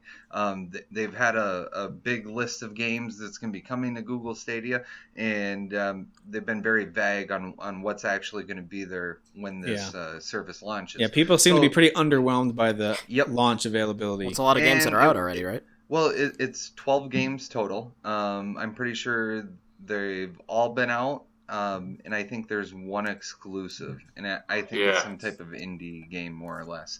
But yeah, and 1/3 of or 1/4 of the games that are being offered on launch is the current modern Tomb Raider series. So, which they're good games, don't get me wrong, but they've been out for a while, and as well as all the other games.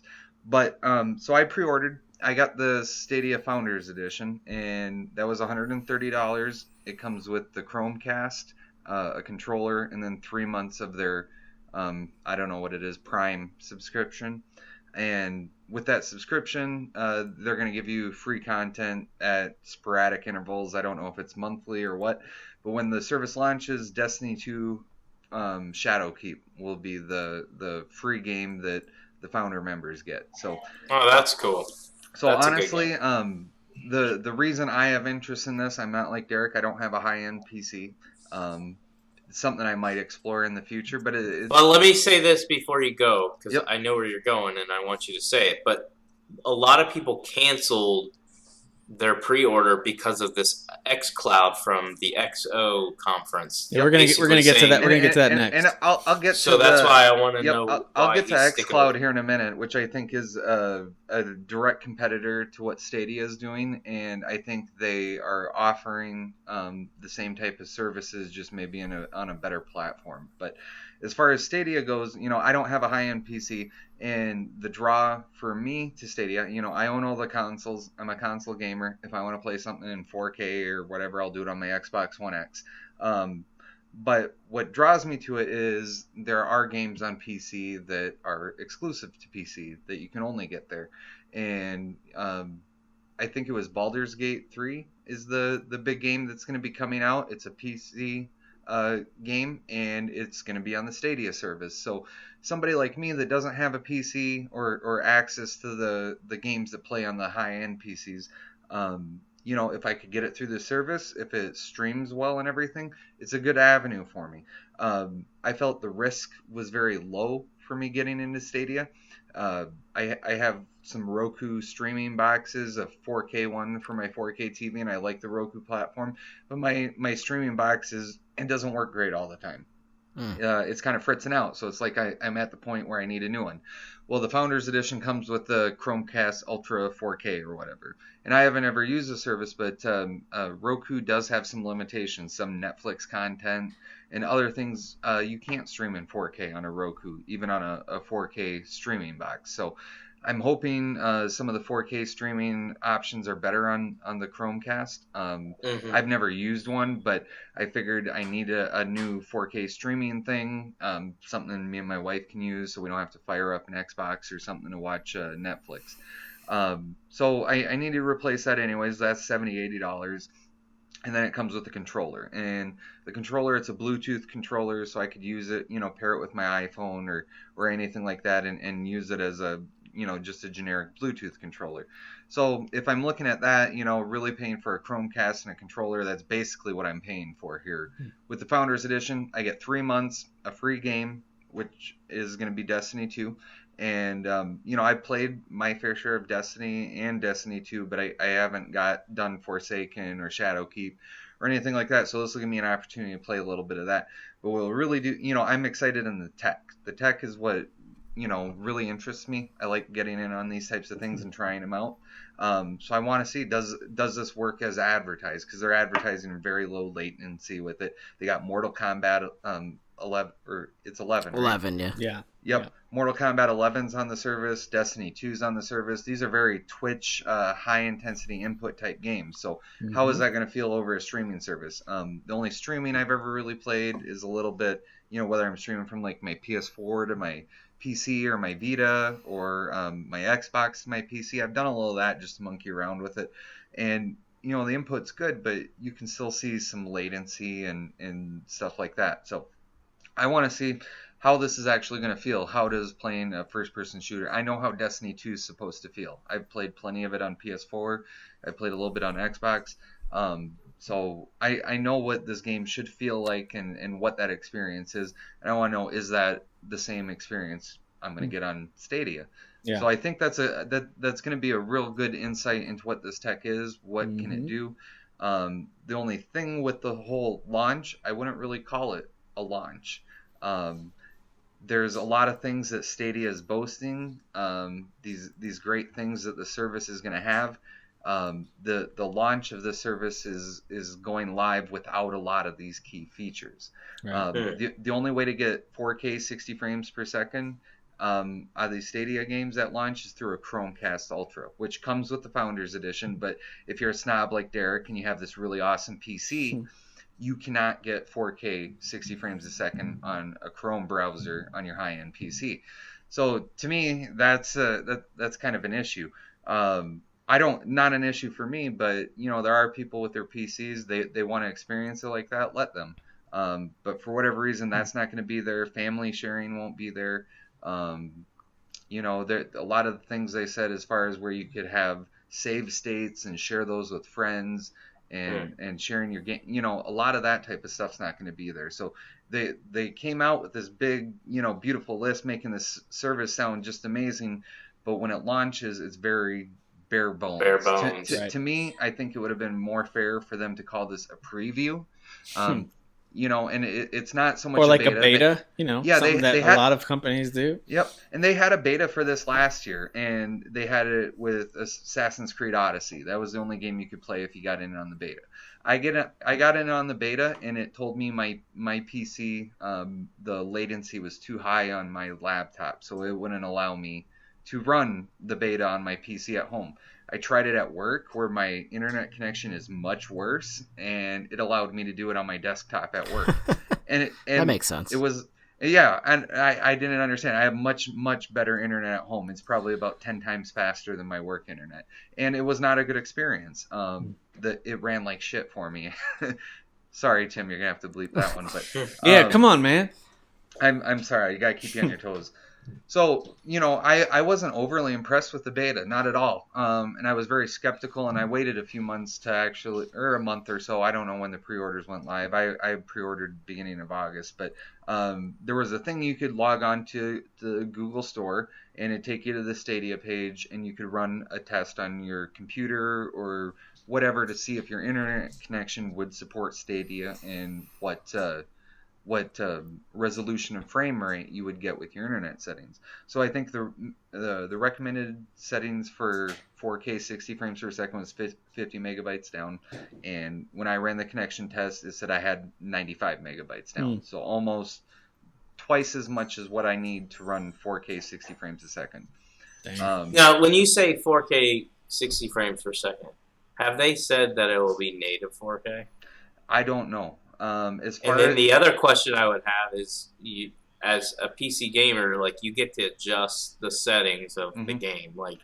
So is it ultra you don't get to adjust the settings on this, as far as I'm aware. But what it's going to be running is it's going to be running ultra PC settings, is what this is supposed to be capable of. They're supposed to be very high end computers that are on the server, so it's supposed to give you all that ultra settings and everything. That if if they can nail that, then you've gotten your money's worth. Right, and make it feel like a normal console experience, because that's my big thing. I like console experiences. The input feels good. And if they can't match that, it's not going to get me to buy a game on their service. And that's why I'm very skeptical right now. I'm going to see what Destiny 2 feels like, see how that plays. But there isn't a game on launch that I don't already own or that I would want to buy on just Stadia. So without Stadia having like some major exclusive, there's really nothing I want to purchase there. I have no intention of renewing my membership, and it's going to be one of those things I hang on to for the future in case there is a game on that platform that's exclusive or a PC game that I wouldn't have access to otherwise. Okay. So what do you think, and we'll wrap up the show here, but like, what do you think, what's your thoughts on the EXO talking about the xCloud, the EXO show talking about xCloud. And to me, that's why it almost feels like this Google Stadia is going to be dead on arrival, is just what xCloud is doing. The big thing that Microsoft, I think, has that Google doesn't, has a lot more partnerships. So it has a lot more developers that are working on games, bringing it to their platform. The thing that Microsoft offers is if you develop a game for the Xbox or whatever, their vision is you're not going to have to do different coding. You're not going to have to do something different for it to run on the xCloud. Whatever your game just is going to work on there. So they're going to make it very easy for developers in that sense. They're not going to have to create a different SKU or anything for it. And in that respect, they're getting a lot more people on board with it. And I'm not sure how Stadia development works. I think that is kind of a separate SKU where you have to code just for Stadia. But Xbox, they just talked a little bit at XO19. They're still in preview with that, but now they're coming up to about 50 plus games that are going to be available to play for inside members on it. Right now they're only supporting Android on it, but in the future I would imagine iOS as well as... Yeah, because I went to sign up for it, and once I realized they don't have iPhone, I was like, well, there's no... Yeah, and I have an Android tablet. It's very cheap, so I don't think it's going to work very good for it. I'll try it, but I'm kind of waiting for the iOS on that. But with the partnerships and everything, they got 50 plus games. They almost have 4 times as many games in their preview than what Stadia is actually going to have at launch. The xCloud streaming will be bundled in with Game Pass, so if you're a Game Pass subscriber, you automatically have free access to it. You're going to have access to the whole Game Pass library to stream on xCloud, which is one thing that Stadia doesn't have. You have to buy these games piecemeal unless you subscribe to their service, which they'll give you one free game a month or whatever that ends up being. With xCloud, you sign up for Game Pass, you have 100 plus games, you can stream them to any, the idea is any mobile device in the future. And then if you own an Xbox One, and you have games that you buy on there, you're going to be able to take advantage. And I don't think you need to be a Game Pass subscriber to do this, but if you have your own Xbox, you can use that as a server, and you can stream games from your Xbox to your phone or anything like that, and you'll be able to do basically any game that you own. So To me, that's the big difference between Stadia and xCloud. xCloud, you're going to be able to pay $10 a month, and you're going to have access to a ton of games that just come with that $10 a month. Stadia, you'll get a free game a month or whatever that ends up being. Okay. Well, you sold me more on xCloud, so I appreciate that. Well, I definitely am a little more excited. You know what? I'm buying an xCloud. Xbox just to do xCloud.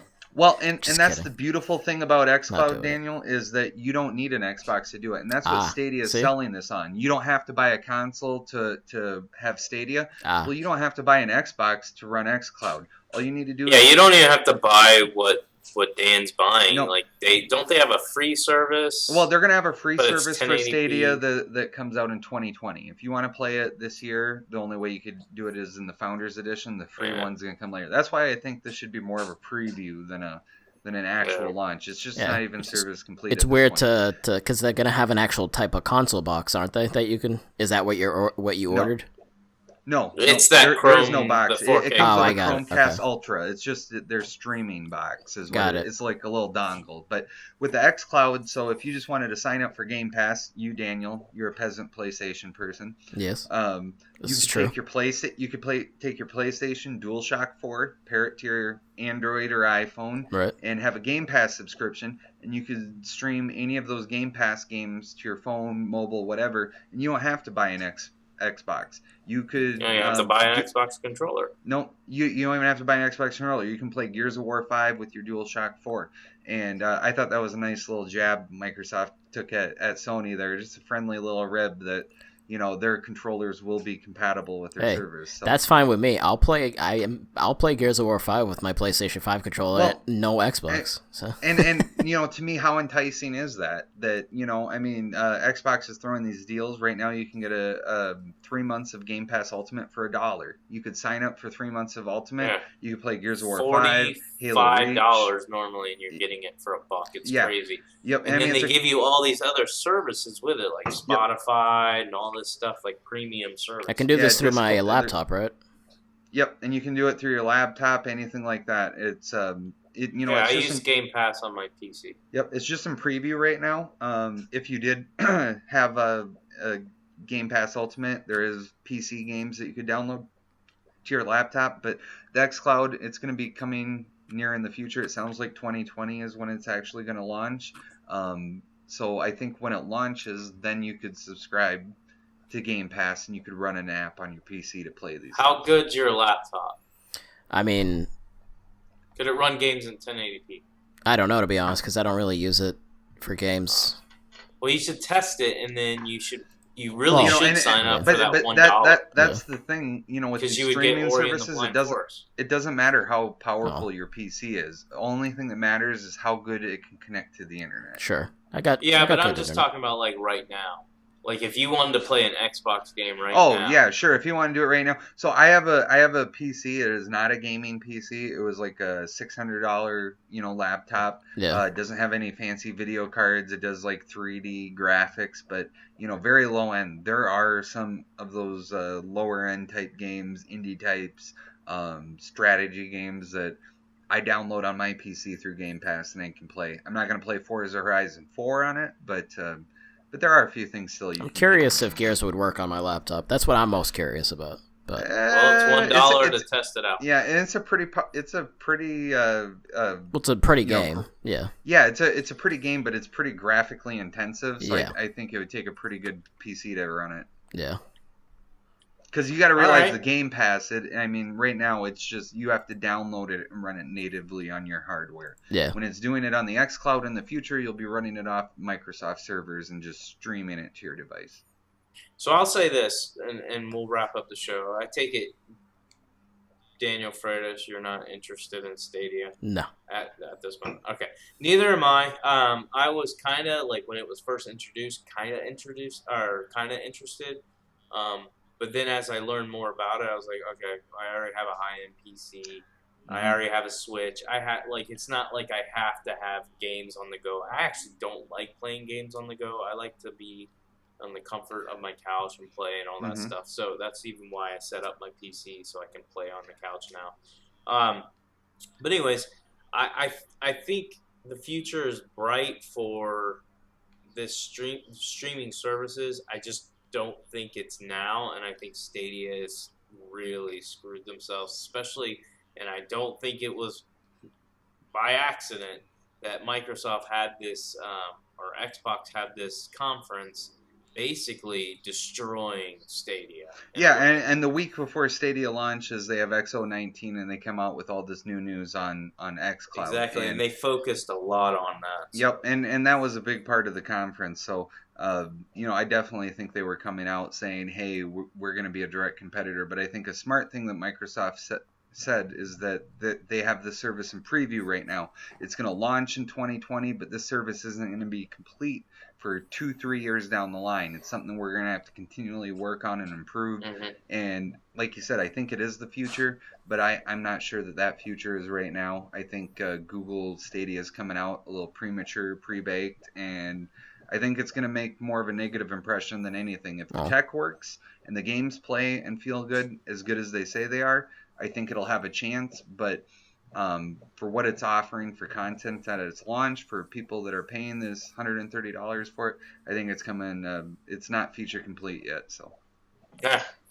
All right, guys, that's the show for Vodka. I think this is 187. Tim said so. We all suggest you play Star Wars if you're interested, and I would say Stadia not looking good at this point, but. I would also recommend that we play Death Stranding. Everyone play Death Stranding. Really, that's what everyone should play is Death Stranding. Daniel, will you buy me Death Stranding? Buy me it, and I will play it. I'll let you borrow. Okay, as you play Death Stranding, just focus on Timefall, please. Just stare at Timefall. Can you explain the Timefall again? I don't... Yeah, I really want to know how deep it gets. How deep is it? You guys don't understand how emotional I got as I watched this rain drop on me and, time move forward as the rain. But most of your body was still here, but that one part of you went forward. Okay, all right. This is getting too deep for me, guys. I think I gotta go. Okay. All right, guys. Have a good night. Thanks. All right. All right. Later, guys. Peace. Who is your daddy? I am the father. You fathers will understand. My father taught me many things here. I got an idea. How about you all sit there quietly while I make dad noises?